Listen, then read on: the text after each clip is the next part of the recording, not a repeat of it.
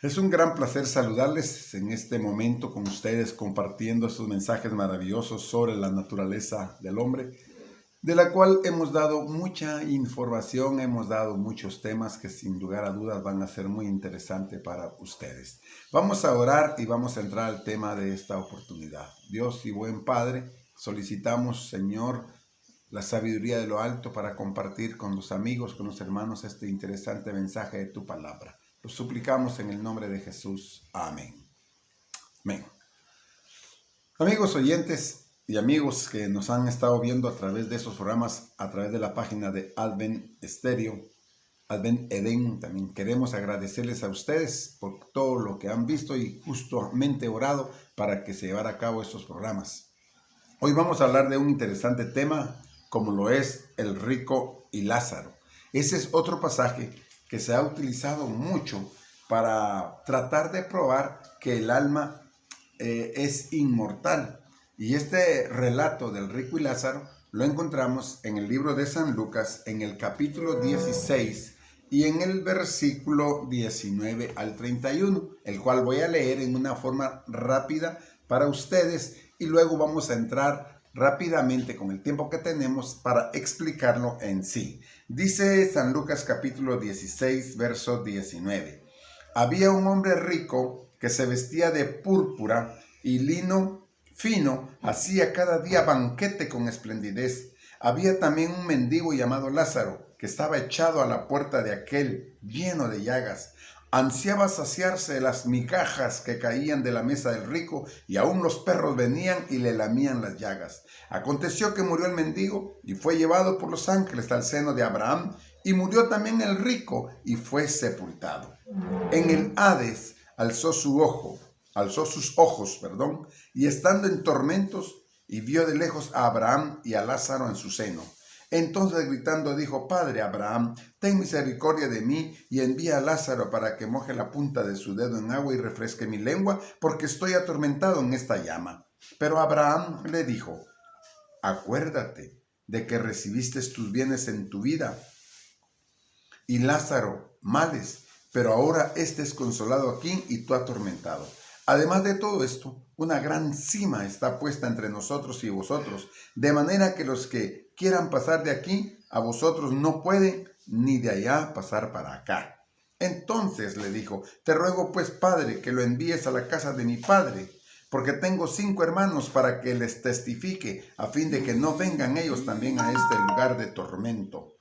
Abraham le dijo: A Moisés y a los profetas tienen, que los oigan a ellos. Él entonces dijo: No, padre Abraham, pero si alguno de los muertos va a ellos, se arrepentirán. Pero Abraham le dijo: Si no oyen a Moisés y a los profetas, tampoco se persuadirán, aunque alguno se levante de los muertos. Esta es la escritura, este es el pasaje que muchos utilizan para probar la inmortalidad del alma y otros argumentan que esto es una parábola. Vamos a analizarla inmediatamente, amigos y hermanos, para llegar a las conclusiones que tenemos que llegar respecto a lo que hemos venido diciendo. Primero, ¿quién fue llevado por los ángeles al seno de Abraham? ¿Quién fue llevado? Dice, al seno de Abraham. Según el versículo 22, recuerden que estamos en Lucas 16, dice que aconteció que murió el mendigo y fue llevado por los ángeles al seno de Abraham. ¿Quién fue llevado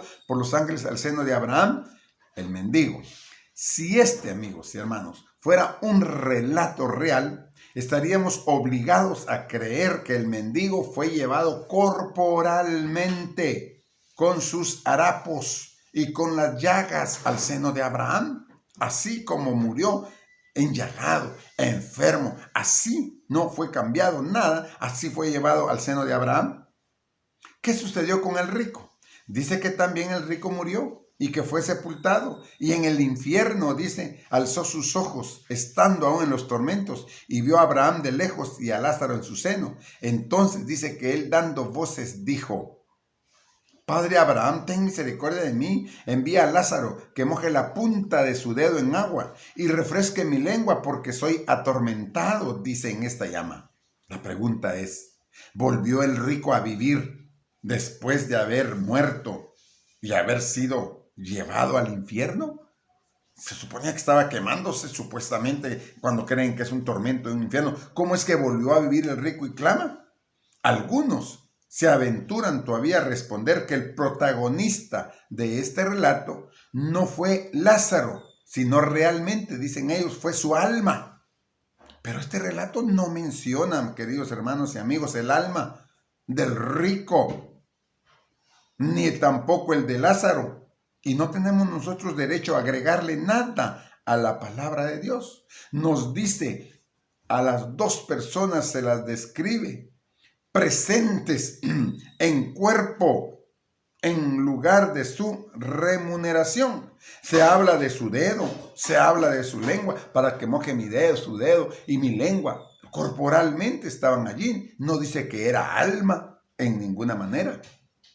Amigos y hermanos, ¿cuál es el significado evidente de esta parábola? En primer lugar, no se refiere a ningún futuro castigo. No se refiere a la condición del hombre entre la muerte y la resurrección.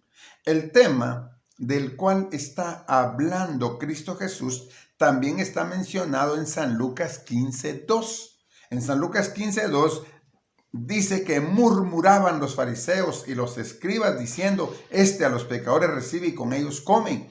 A raíz de eso comenzó Jesús a hablar en algunas parábolas, porque lo estaban hablando mal de él, de que él se comía y se sentaba con los pecadores. Entonces Jesús no negó esa acusación y para justificar sus acciones presentó varias parábolas. Número 1, presentó la parábola de la oveja perdida. Y así como los fariseos se esforzaban por traer al redil una oveja perdida, y cuando la hallaban, se regocijaban. Entonces Jesús les dijo, así habrá más gozo en el cielo por un pecador que se arrepiente que por 99 justos que no necesitan arrepentimiento. Número 2, se registra la parábola de la moneda perdida en el 15:8 al 10. Los fariseos concordaban que la mujer buscara la moneda perdida y que se regocijara al encontrarla. Entonces Jesús volvió a repetir la declaración acerca del gozo que hay en el cielo por un pecador que se arrepiente. Número 3, presenta la parábola del hijo pródigo. ¿Se acuerdan ustedes de la parábola del hijo pródigo? Con la cual el Señor refuerza su punto contra los fariseos. Ellos se esfuerzan por hallar la oveja y la moneda y se alegraban al encontrarlas. Pero cuando los perdidos se acercaban a Cristo en busca de salvación, los judíos, los fariseos, obraban como el hermano mayor de esta parábola y se ofendían. Luego cuenta la parábola del mayordomo fiel, Lucas 16:1 al 13. Pero los fariseos rehusaban impresionarse por la buena obra de Cristo. Se le oponían, no simpatizaban con su obra salvadora y en el verso 16:14 afirma que se burlaban de él. Note usted que en San Lucas 16:15 al 18 Jesús menciona acá la naturaleza permanente de su ley moral. Pero aunque los fariseos se apegaban a la ley, rechazaban el remedio de Cristo para el pecado de ellos. La ley no puede salvar, pero Cristo salva. Y sin embargo, los fariseos rechazaron ese arreglo. Otro punto. Por eso es que en la parábola del rico y Lázaro, Cristo ilustra vivamente la triste consecuencia del rechazo que los judíos hacían de Cristo. El término infierno que se usa en la parábola del rico y Lázaro es el infierno ígneo, el lugar de tormento de los impíos. Mire, la palabra griega usada en el original de esta parábola es Hades, cuyo significado es tumba. Infierno es Hades o tumba. Entonces, ¿por qué el rico en el infierno, o sea, en el Hades o en la tumba, de acuerdo al significado de la palabra infierno, aparece vivo? Miren, mis amigos, mis hermanos, hay 3 razones que responden a esta pregunta. Número 1, Cristo hizo frente a la gente en el mismo terreno de ellos. Número 2, en ese tiempo, la idea del estado consciente del hombre después de la muerte era sostenida por muchos, como hoy, que muchos tienen la idea sostenida de la inmortalidad del alma, toman como doctrina esta parábola, cuando no es una doctrina, es simplemente una ilustración. Por eso Cristo usó esto para darles a entender el mensaje final por la cual vamos nosotros a concluir. Cristo entonces extrajo la idea para este relato de esa creencia judía común, por supuesto, contraria a la Escritura, aunque fuera una creencia judía corriente. Y esto fue apoyado por el historiador judío conocido como Flavio Josefo en su discurso para los griegos acerca del Hades, de la tumba.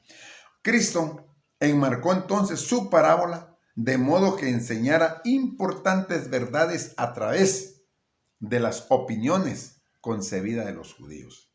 ¿Cuáles, hermanos, son algunas de las lecciones enseñadas en esta parábola? Nuevamente respondemos. Número 1, es en esta vida cuando el hombre determina su destino, no al morir, no en el infierno, no en el Hades, no después. En esta vida es cuando el hombre determina su destino. Número 2, no hay más oportunidad de salvación después de la muerte, no la hay. Número 3, por supuesto, la elección del hombre establece un gran abismo entre él y Dios.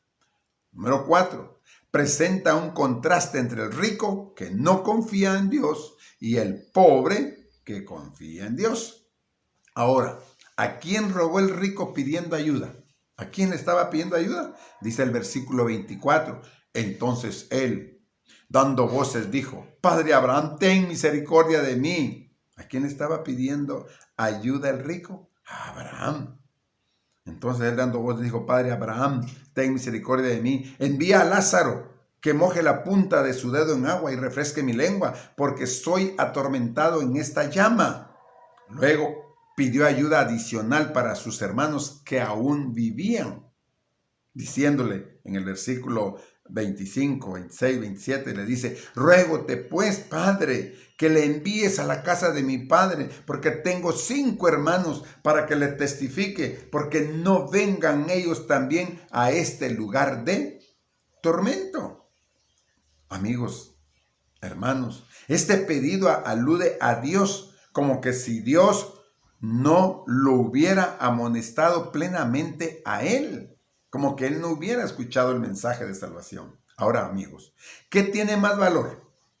¿Los milagros o la palabra escrita de Dios? Es importante esta pregunta para poder concluir. ¿Qué es más importante, los milagros o la palabra de Dios?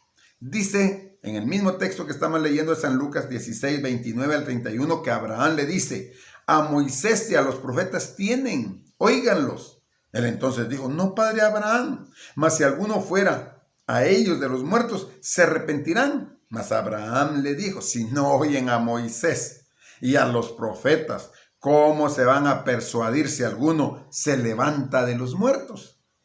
La palabra escrita, queridos hermanos, es más importante que cualquier milagro. ¿Y saben por qué les digo esto? Porque esto fue probado por el último milagro de Cristo cuando resucitó a Lázaro de Betania, que había estado muerto 4 días. Pero a pesar de ese tremendo milagro público, siguieron rechazando a Cristo Jesús y hasta querían matar a Lázaro. Usted puede leer San Juan 12, del 9 al 11, cómo querían matar a Lázaro cuando él estaba testificando de lo que Dios había hecho en su vida. El milagro no hizo convertir a nadie. Si la palabra de Dios no convierte a alguien en los milagros, no lo van a hacer. Ahora, ¿cuál era el abismo que había entre el rico y Abraham? Era el abismo de la desobediencia. Ese era el abismo que había ahí. Abraham había creído a Dios y le había servido con fe y obediencia. Y a pesar de que los judíos eran sus descendientes, estaban rechazando al Mesías, a quien Abraham había aceptado por fe. Y les dijo: Abraham vuestro padre se gozó por ver mi vida, y lo vio y se gozó. Son palabras de Jesús, San Juan 8, 56. Abraham, Vuestro Padre se gozó por ver mi día y lo vio y se gozó, dijo Jesús. Conclusión, hermanos, los minutos que tengo para concluir acertada y puntualmente esta parábola no es una doctrina. Muchos lo toman como una doctrina y desvalúan todo lo que hemos estudiado anteriormente, como que la Biblia se contradijera, que los muertos nada saben, que los muertos iban al cielo o están en un lugar del infierno y etcétera, etcétera. Contradice totalmente, pero esta era una parábola para dar un mensaje. Jesús vino a quitar el muro de separación entre los judíos y los gentiles. Vino también, hermanos, a dar a todos las mismas oportunidades de salvación.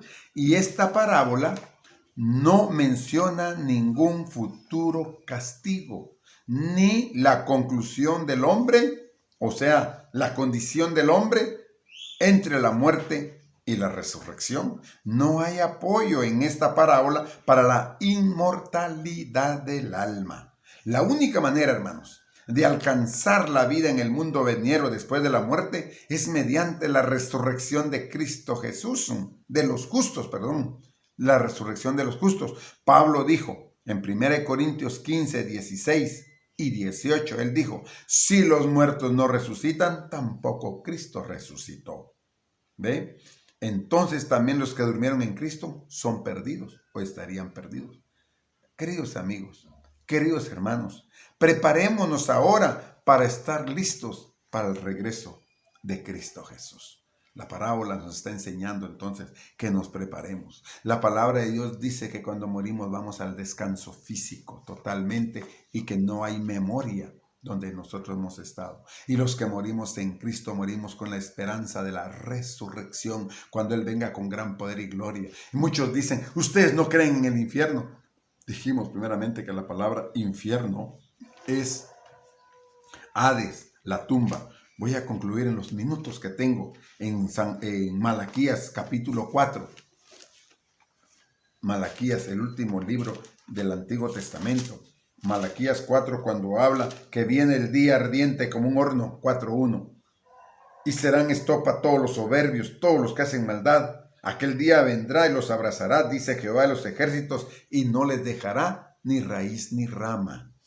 Mas para vosotros, dice el verso 2 del capítulo 4 de Malaquías, mas para vosotros los que teméis mi nombre nacerá el sol de justicia, y en sus alas traerá salvación, saldrás y saltaréis como los becerros de la manada. Ahora el 13 es muy importante, remárquelo, léalo en su Biblia. Dice Malaquías 4:3, pisotearás a los malos, los cuales serán ceniza bajo las plantas de vuestros pies en el día que yo actúe, dice Jehová de los ejércitos. Ceniza, hermano. Pueden las cenizas pensar, pueden las cenizas clamar, pueden las cenizas actuar. Las cenizas tienen un alma que están clamando. ¿Cómo es que están en el infierno? Están clamando. Las cenizas están protestando. No hay tal base bíblica. Es un engaño totalmente satánico. Espero, hermanos, que estos mensajes les hayan sido de utilidad y de fortalecimiento a su fe y de su confianza más en Dios. Vamos a orar, amigos, hermanos, para confiar en Dios, esperar no solo en esta vida, sino en la futura. Al morir hay una esperanza en la resurrección, como dice 1 Tesalonicenses 4, 13 al 16. Que no temamos, que confiemos en Dios. Cuando Cristo Jesús venga, resucitará a los muertos justos y seremos levantados. Y los que estén vivos alzarán sus brazos para recibir al Señor en el aire y así serán transformados. Oro, amigos y hermanos, para que quede claro este mensaje, porque el enemigo lo ha distorsionado mucho. Que Dios les bendiga a través de estos temas y que mucho hayamos aprendido. Amado Dios y Padre nuestro, te damos gracias por habernos permitido estudiar todos estos temas. Sé que hay muchos más para aclarar, hay mucho para hablar, pero tu palabra, Señor, en ella confiamos y ella da mucha sabiduría. Padre, bendice a cada oyente, a cada amigo, a cada hermano, a cada estudiante de tu palabra. Abre el corazón y el entendimiento de cada uno. Ayúdalos a discernir, que el Espíritu Santo los dirija, Padre bueno. Te agradezco por estos temas que hemos dado a través de Advent Edén y que el mensaje de tu palabra ha llegado a todos y a muchos lugares. Lo agradecemos en el nombre de Jesús. Amén. Que Dios les bendiga, hermanos. Que la pasen muy bien. Un abrazo especial para todos y cada uno de ustedes desde la ciudad de Guatemala. Su servidor y hermano en Cristo, Mario Martínez, les ama como que les ama Cristo Jesús. Dios les bendiga y hasta la próxima, que nos estaremos viendo, si es posible, a través de este medio o del medio que sea posible, predicando la palabra. Busquen de Dios y escudriñemos las Escrituras. Amén.